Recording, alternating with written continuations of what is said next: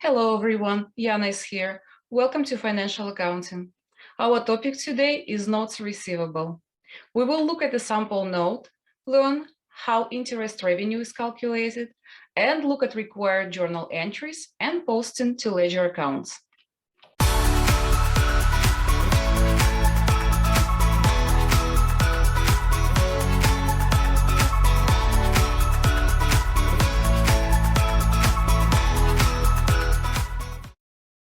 If you're interested in learning more about financial assets, I'm posting the link here and in the description box of this video. Now let's look at notes receivable. A note is a written promise to pay a specific amount at a particular future date. The maker of the note is the person who signs the note and promises to pay. The payee is the person to whom payment will be made in the future. Let's look at a sample promissory note. Creditors usually require the borrower to sign a formal promissory note.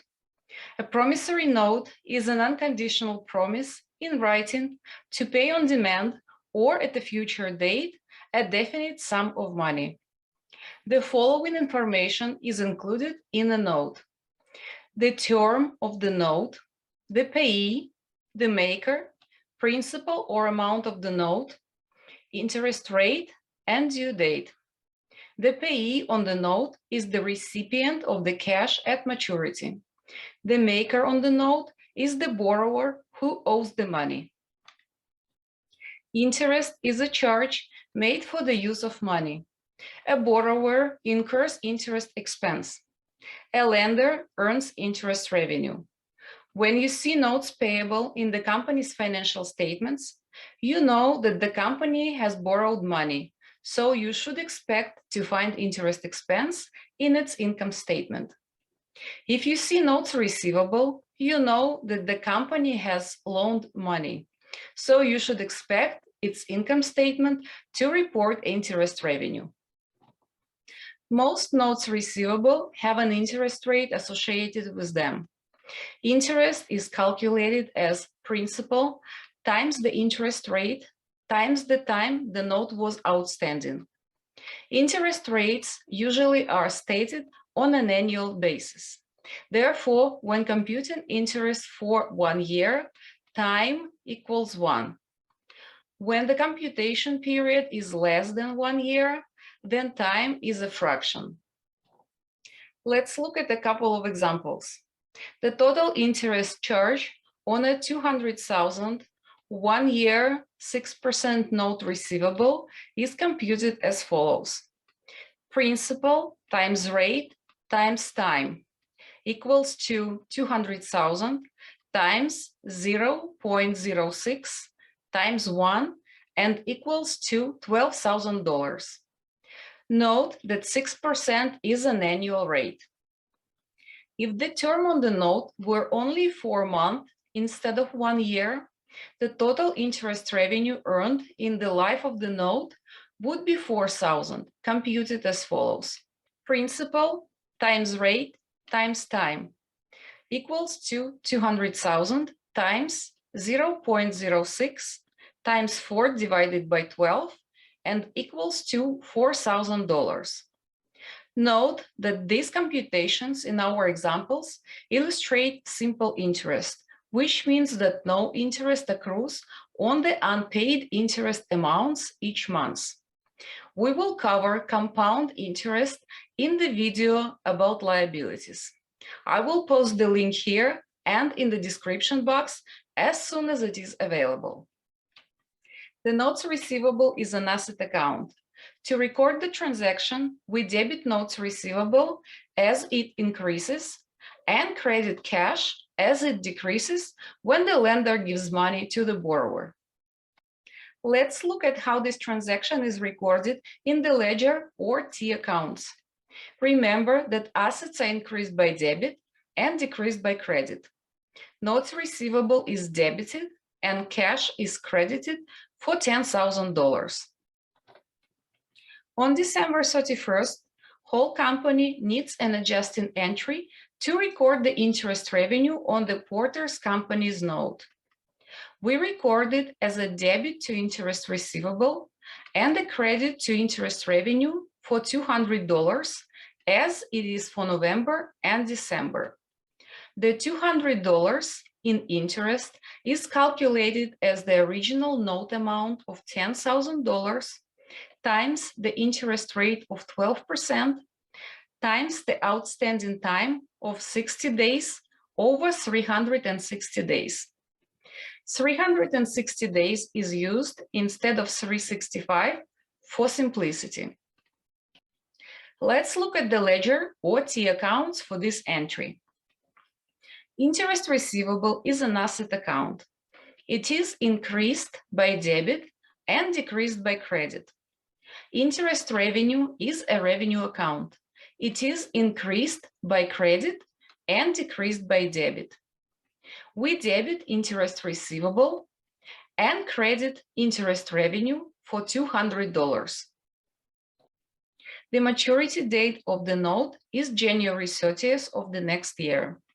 On January 30th, whole company would debit cash for $10,300.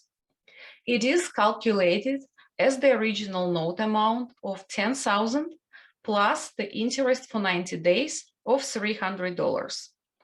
They would credit notes receivable for $10,000 as this is the face value of the note and the note was originally recorded at $10,000. The interest is divided between two accounts. Interest receivable is credited for $200.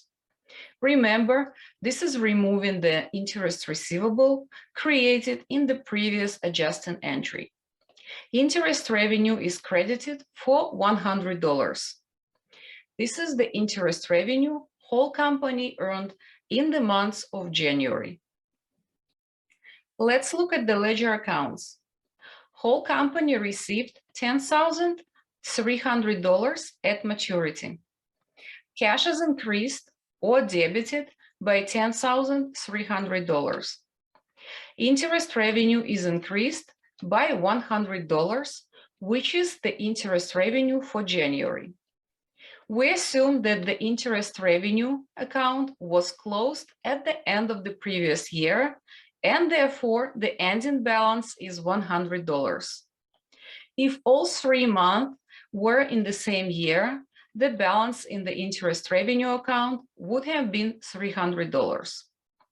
Interest receivable account has a beginning balance of $200, which was recorded at the end of December. Now that the note was paid off, we need to close this account. To close it, we need to reduce or credit it by $200. The balance in the notes receivable account at the end of December was $10,000. Similar to the interest receivable, we need to close the notes receivable account as it was paid off by the borrower. To close the account, we decrease or credit it by $10,000. Let's look at one more example. Assume that on December 1st, a 3-month 6% note receivable is acquired from a customer in settlement of an existing account receivable of $60,000. The entry for acquisition of the note is as follows: a debit of $60,000 to notes receivable to increase it, and a credit of $60,000 to accounts receivable to decrease it. Both notes receivable and accounts receivable are asset accounts. Assets are increased by debit and decreased by credit. On December 31st, the end of the company's fiscal year, the interest earned to date on notes receivable should be accrued by an adjusting entry as follows: a debit to interest receivable of $300 and a credit to interest revenue of $300. Interest receivable is an asset account. It is increased by debit and decreased by credit. Interest revenue is a revenue account. It is increased by credit and decreased by debit. Since the note was issued on December 1st, it is necessary to accrue interest revenue for 1 month. The calculation is as follows: $60,000 times 6% times 1/12 equals to $300. Keep in mind that 6% is an annual rate. Therefore, a monthly rate is 1/12 of 6%. For simplicity, let's assume the company makes adjusting entries only at year end. Therefore, no entries were made to recognize the interest revenue during January and February. On March 1st, 3 months after the date of the note matures.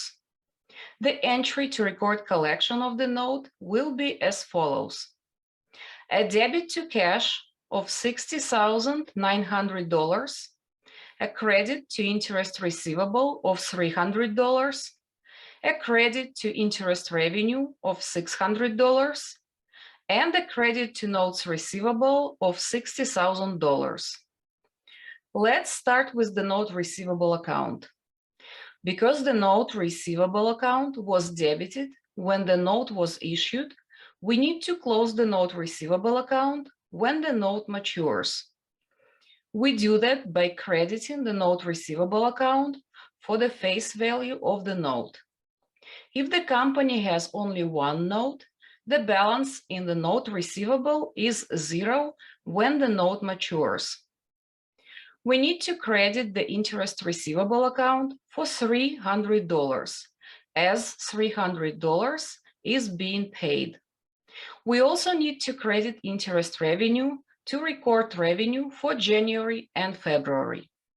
The calculation is as follows: $60,000 times 6% times 2/12 equals to $600.